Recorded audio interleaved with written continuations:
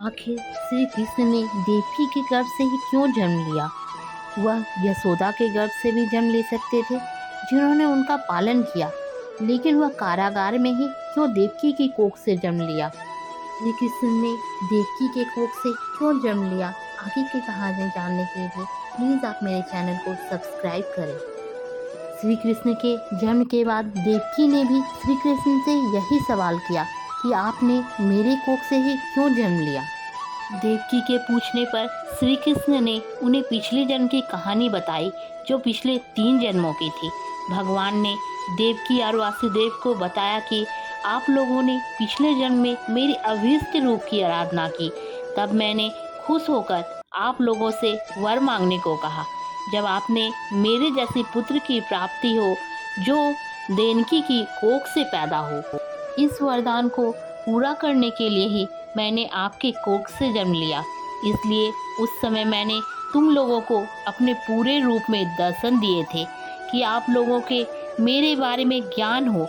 जब मैं देवकी के कोख से जन्म लूं, इतना कहकर भगवान चुप हो गए और फिर बाल रूप में परिवर्तित हो गए। इसके बाद श्री कृष्ण के कहने में ही वासुदेव अपने मित्र नंद के घर छोड़ने गए, क्योंकि उस समय नंद की पत्नी यशोदा से भी गर्भ से योगमाया का जन्म हुआ था। श्री यशोदा जी चुपचाप शांत होकर सोई थी। रोहिणी जी की आंखें भी बंद थी।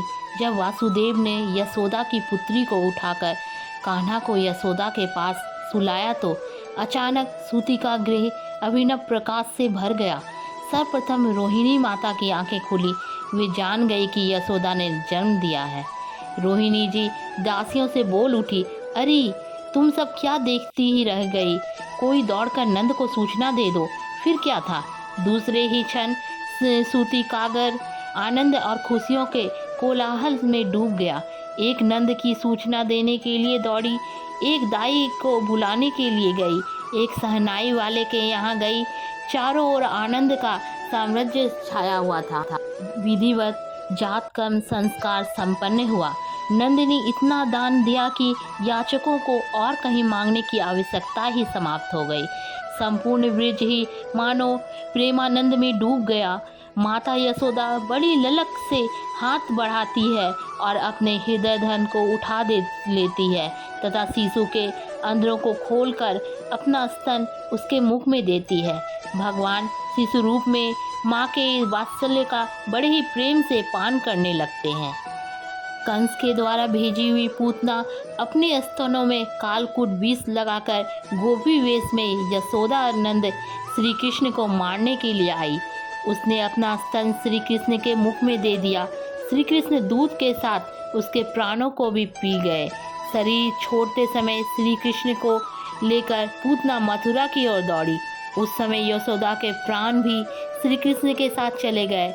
उनके जीवन में चेतना का संचार तब हुआ जब गोप सुंदरियों ने श्री कृष्ण को लाकर उनकी गोद में डाल दिया।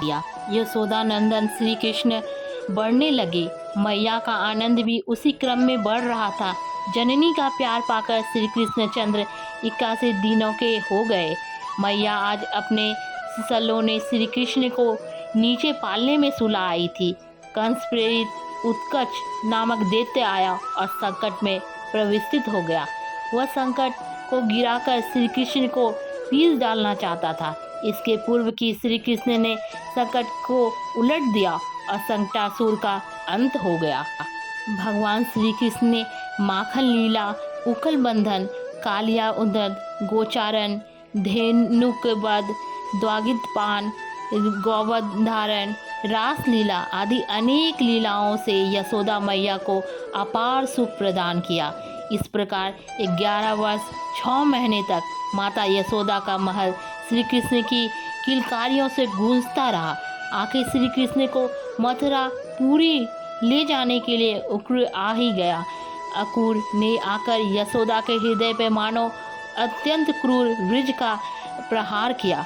पूरी रात श्री नंद जी श्री यशोदा को समझाते रहे, पर किसी भी कीमत पर वे अपने प्राण प्रिय पुत्र को कंस की रंगशाला में भेजने के लिए तैयार नहीं हो रही थी।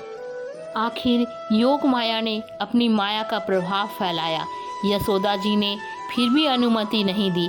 केवल विरोध छोड़कर वे अपने आंसुओं से पृथ्वी को भिगोती लगी।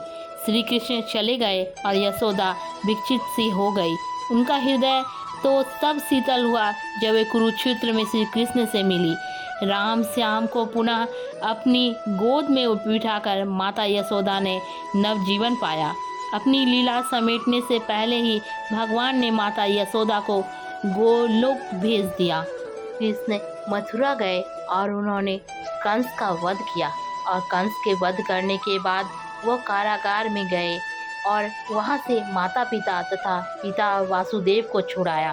तब माता देवकी ने श्री कृष्ण से पूछा, बेटा तुम भगवान हो, तुम्हारे पास असीम शक्ति है, फिर तुमने 14 साल तक कंस को मारने और हमें यहाँ से छुड़ाने की प्रतीक्षा क्यों की?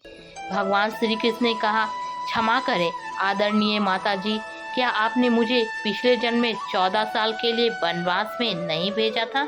माता देवकी आश्चर्यचकित हो गई और फिर पूछा, बेटा कृष्ण ये कैसे संभव है, तुम ऐसा क्यों कह रहे हो? श्री कृष्ण ने कहा, माता आपको अपने पूर्व जन्म के बारे में कुछ भी स्मरण नहीं है, परंतु तब आप कैकेयी थीं और आपके पति राजा दशरथ थे। माता देवकी ने और ज्यादा आश्चर्यचकित होकर पूछा, फिर महारानी कौशल्या कौन है? भगवान श्री कृष्ण ने कहा, वही तो इस जन्म में माता यशोदा है। 14 साल तक जिनको पिछले जन्म में माँ के जिस प्यार से वंचित रखा पड़ा था वह उन्हें इस जन्म में मिल गया है। अर्थात प्रत्येक प्राणी को इस मृत्यु लोक में अपने कर्मों का भोग भोगना ही पड़ता है। यहाँ तक कि देवी देवता भी इसके अछूते नहीं हैं।